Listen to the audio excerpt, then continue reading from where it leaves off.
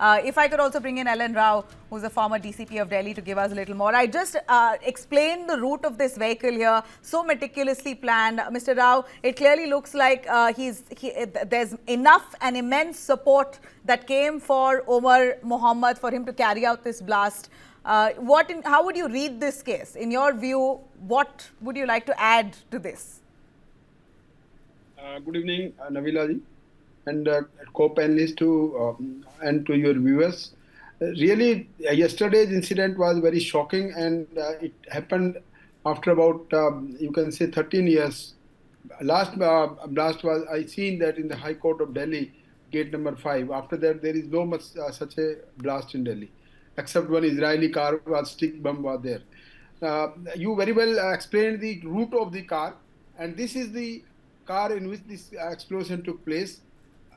We are just speculating and we are just imagining whether it was out of fear or out of sudden provocation or out of fear that his colleagues have been arrested. There may be so many theories, but the investigators will let us know the complete story after the interrogation of the persons who have been arrested, who are treated to be the associates of this this person who has been stated to be killed in that car explosion. And now this is why this explosion took place near the Red Fort, because after so many years, when these terrorist organizations thought that we could not reach to the very important place in Delhi, I think that I congratulate the intelligence agencies of Jammu and Kashmir and then the Faridabad police, who had a breakthrough in recovering the huge amount of this explosion, and that explosion is linked with this, I think so. So far the investigation is being carried out. That recovery of explosion and this car blast are definitely being linked, because their doctors are associated with each other and they are found in a common communication network. So I think that that Red Fort was intentionally chosen because there was no any reason for this person to coming from UP, Faridabad, and then to Delhi, and that particular to the walled city of that. They wanted to show to the world that they can reach to the historical monument Lal Killa and they can do anything they want to do that. I think so. This was their mind, because if the person was apprehensive of these persons who have been apprehended by in Faridabad, then why he would require to come into Delhi? He could have been escaped somewhere else where there is no apprehension of being arrested. And very closely you have shown that the trial of this car, and then they also check the pollution check also, so that they could not be detected. They were very much apprehensive that they can be detected by the police. Yeah. They could be stopped by the police. That's why they get it the pollution check also. So they did not want it to be apprehended by the police in Delhi, but particularly coming to Delhi because they knew that Delhi police is more alert other than any other state police. So taking such a risk of coming to Delhi, if they were in apprehensive that their associates have been arrested, they want to escape from them, and after this blast triggered out of you can say frustration or by mistake, I don't buy this theory, because it was a deliberate attempt and it was well planned terrorist attack by the organizations which are sitting outside our country. They are using our people here as OGWs and sleeper cells to get all these things done. Definitely the hands are not in our country. The main hands who are handlers handling these type of terrorists, they are definitely from Jaish-e-Mohammed, who is based in Pakistan. Very clearly, the message should go to Pakistan after this incident, as our respected Prime Minister has said that they will have to face the music. Let us see how much time it takes about that we can see that these persons are taught the lesson as they are required. Yeah, we are waiting for that lesson to come. Yes. But kudos, I'd say again, to our anti-terror agencies for cracking down on a large network. This could have been much bigger. And before I get to Dr. Abhimanyu, I'd like to draw attention for a little while on the people involved in this white-collar terror network. If I could explain to you the terror module that was busted by the anti-terror agencies. A major counter-terror operation across Jammu and Kashmir, Haryana and Uttar Pradesh has uncovered quite a large terror network run by radicalized professionals, and that includes 4 doctors. Joint teams of state police and central agencies carried out raids in Srinagar, in Faridabad, in Saharanpur, recovering nearly 3 tons of explosives, assault rifles, pistols, bomb timers and remote controls. The probe began after Jaish-e-Mohammed posters, we hear, appeared in Srinagar's Naugam.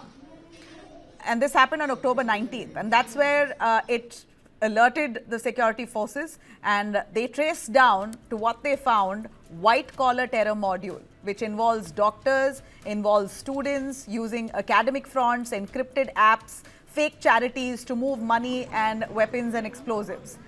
A lot of them working or studying at the Al-Falah College and Hospital. Among those arrested are Dr. Muzammil Shakil from Pulwama, teaching at Al-Falah University in Faridabad. Police have seized 358 kgs of ammonium nitrate, assault rifles, bomb-making material from his rented house. Another 2,563 kgs of explosives was later found nearby as well. That's the man. His associates, Dr. Adil from Kulgam and Dr. Shaheen from Lucknow, Dr. Shaheen Shahid, have also been arrested. Dr. Shaheen, we hear, that's the lady there.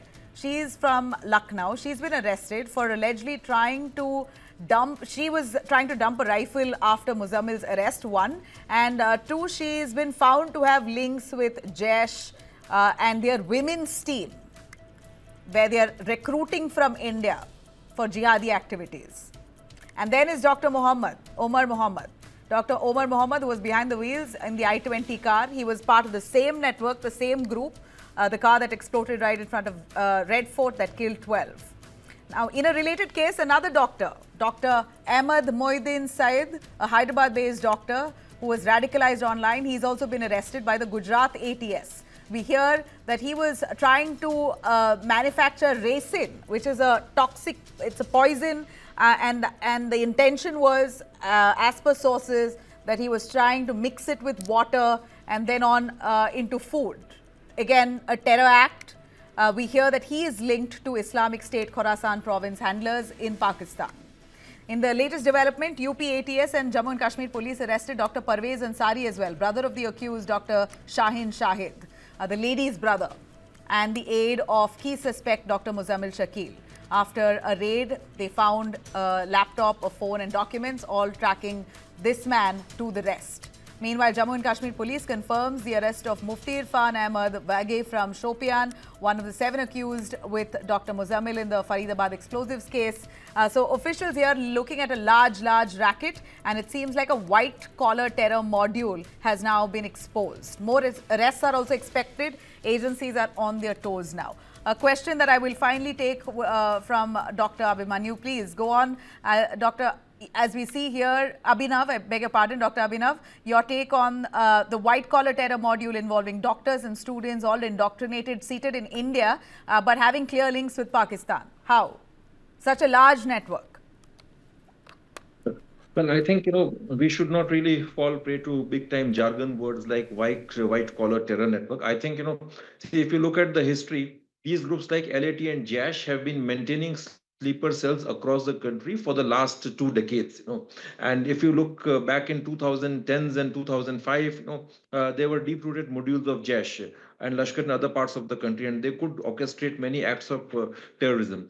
Now, coming to the more recent past, I must say that after the abrogation of Article 370, they have completely changed the tactics and strategies in Jammu and Kashmir, and they are recruiting highly professional people, including doctors, professors, and those who are experts in tech-related work. They've changed the OGWs. You don't find the older OGWs who are identified, who are exposed, working with these organizations anymore. So they're completely anonymous faces, and they're more educated people, more professionals who are involved with these people, and they're working with them. Secondly, I must say that this new educated lot has been exposed to the developments in West Asia, and their radicalization is of an entire different level. They've been exposed to the activities of Muslim Brotherhood. They have carved inroads in India. And now, the way these new professionals, who are working with these groups, the way they operate is also very different. There's one handler sitting in Pakistan whose identity is entirely unknown. He is in touch with at least 80 to 100 different youngsters in Jammu and Kashmir. And that includes people who are working as part time professors, maybe in coaching institutes, or maybe as doctors. He's giving them instructions in multiple different ways. There is complete anonymity. There is complete, I would say, lack of transparency. One person doesn't know what's happening at the other end. And one more thing that I would like to highlight is that such networks are spreading across the country. And in the future, we should expect a very vigorous terror related activity from these park sponsored groups, by these park sponsored groups like LAT and JASH. And one very crucial thing that needs to be brought in here is that these groups are going to operate in tandem with transnational terror groups like the Al Qaeda in Indian subcontinent and the ISIS-K, because that will give them a plausible deniability, and it will also shift the blame. So I think we are in for tough times. Well, Dr. Abhinav, thank you very much. I think, I suppose there is a problem with your network, but thank you very much, Dr. Abhinav, and that's all I have time for. I really appreciate all of you joining us. I think it's clear here with the investigative agencies suggesting that this is a terror attack. There's nothing short of a terror attack. We're waiting for a clear-cut press conference to come in from the agencies themselves for it to declare it to be one. But the terror network has been busted. We're hoping that those responsible for this have to be brought to book.